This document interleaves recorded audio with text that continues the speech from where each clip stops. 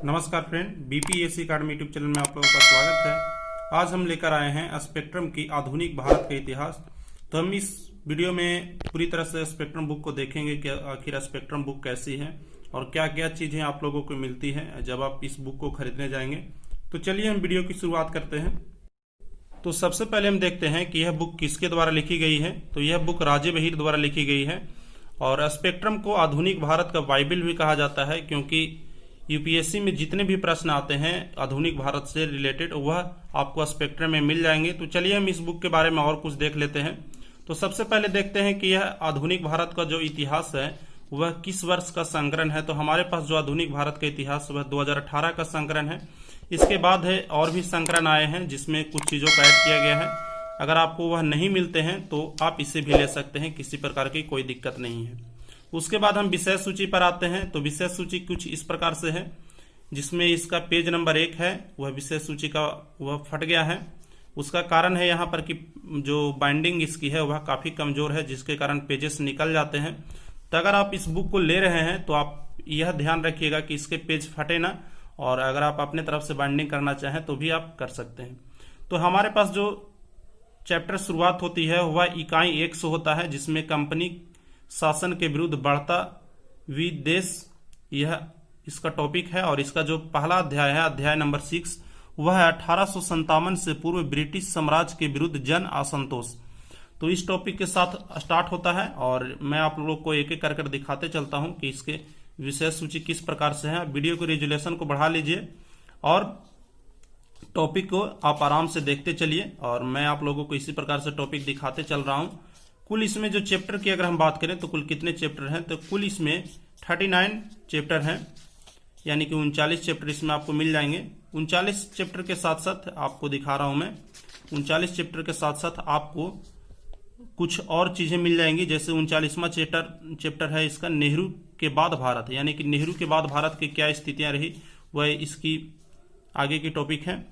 इसके बाद है कुछ और चीजें मिल जाती है, जैसे कि जनता पार्टी का शासनकाल, इंदिरा गांधी का दूसरा चरण, राजीव गांधी की प्रधानमंत्री काल, इसी प्रकार से चंद्रशेखर का सरकार कैसा रहा, नरसिम्हा राव की प्रधानमंत्री काल कैसे रही। तो इससे जब आपके क्वेश्चन पूछे जाएंगे, जो इतिहास के अलग विषय वस्तु हैं, उससे जब आपको क्वेश्चन पूछे जाएंगे तो भी आप देख सकते हैं। यानी कि 1947 के बाद के भी काल को इसमें जोड़ा गया है। उसके बाद कुछ बॉक्सेस में इन्होंने अपने कंटेंट को प्रोवाइड कराया है, जिसकी सूची यहाँ पर इन्होंने दे रखी है। कृषक आंदोलन हो गया, ब्रिटिश शासनकाल के कानून हो गए, कुछ इस प्रकार के जो टॉपिक हैं इन्होंने यहाँ पर इंक्लूड कर रखे हैं। उसके बाद हम चैप्टर 1 को देखते हैं, जो इकाई 1 का भाग है, स्रोत एवं उपागम, जिसका अध्याय नंबर 1 है आधुनिक भारत के इतिहास के स्रोत। तो चलिए हम इस टॉपिक को देखते हैं। तो इस टॉपिक में आप ध्यान से देखिएगा। तो जो शुरुआत होता है वह राजकीय अभिलेखों से होता है, कि आखिर किस प्रकार से आधुनिक भारत में राजकीय अभिलेखों से स्रोत या हमें जानकारियां प्राप्त होती है। उस समय केंद्र सरकार के क्या पूरा लेख है, राज्य सरकार के क्या पूरा लेख है, इस सारे चीजों पर इन्होंने टॉपिक पे चर्चा की है। और यह जो चैप्टर की शुरुआत होती है मुख्य रूप से आधुनिक भारत की, वह 1857 के क्रांति के साथ होती है।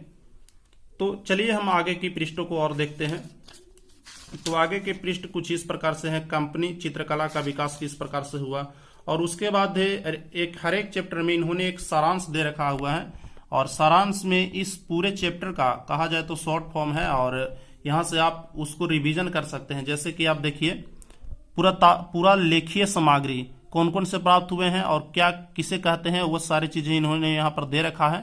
यानी कि कहने का मेरा मतलब है कि जो आपने पीछे पढ़ा उसका एक शॉर्ट फॉर्म इसमें लास्ट में दिया हुआ रहता है। उसके बाद इस चैप्टर की समाप्ति हो जाती है और उसके बाद अध्याय नंबर 2 शुरू हो जाता है। तो अगर हम इस बुक के बारे में बात करें तो यह बुक कुल 385 रुपये में आती है। और इसमें अगर पेजेस की बात करें तो इसमें कुल कितने पेजेस हैं, तो इसमें कुल 831 पेजेस हैं।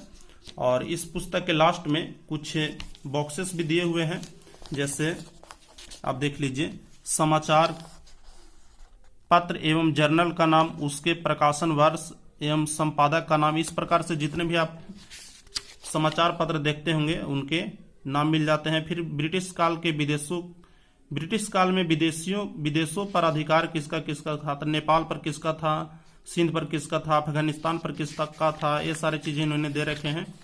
फिर गवर्नर के रिलेटेड जो भी प्रश्न आते हैं, जैसे नवजात कन्याओं की हत्या संबंधी कानून कब बना, उसके रिलेटेड, तो जितने भी टॉपिक हैं जो आपको ऑब्जेक्टिव के फॉर्म में डायरेक्ट प्रश्न पूछे जाते हैं, उसका इन्होंने पीछे में लास्ट में दे रखा है। उसके बाद देख लीजिए जनजातीय आंदोलन, भारतीय राष्ट्रीय कांग्रेस के अधिवेशन, जो भी ऑब्जेक्टिव आते हैं वह धार्मिक सुधार संबंधी आंदोलन, आधुनिक भारत के प्रसिद्ध अभियोग एवं केस, इस प्रकार से यहाँ पर चार्टर एक्ट, ये सारी चीजों को इन्होंने डिस्कस किया है। तो कुल मिलाकर यह बुक काफी अच्छी हो जाती है यूपीएससी के लिए। तो अगर आप यूपीएससी के छात्र हैं तो यह आपके लिए बहुत अच्छी बुक है। और अगर हम इस बुक की मोटाई की बात करें तो यह मोटाई काफी अच्छी है, लेकिन यह बुक आपको पढ़ने में ज्यादा भार नहीं पड़ेगा, क्योंकि यह बुक काफी छोटी साइज में आती है। इसका काफी छोटा साइज है और इसकी मोटाई थोड़ी अधिक है। तो आप एक दिन में 20-25 पेजेस को पढ़ सकते हैं, कोई दिक्कत नहीं होगा। तो आज के लिए बस इतना ही फ्रेंड, मिलते हैं फिर अगले वीडियो में। इस बुक का लिंक मैं आप लोगों को डिस्क्रिप्शन में दे दूंगा, आप चाहे तो वहां से भी खरीद सकते हैं और इसको अपने अध्ययन के रूप में ले सकते हैं। तो आज के लिए बस इतना ही फ्रेंड, मिलते हैं फिर अगले वीडियो में। Take care, bye.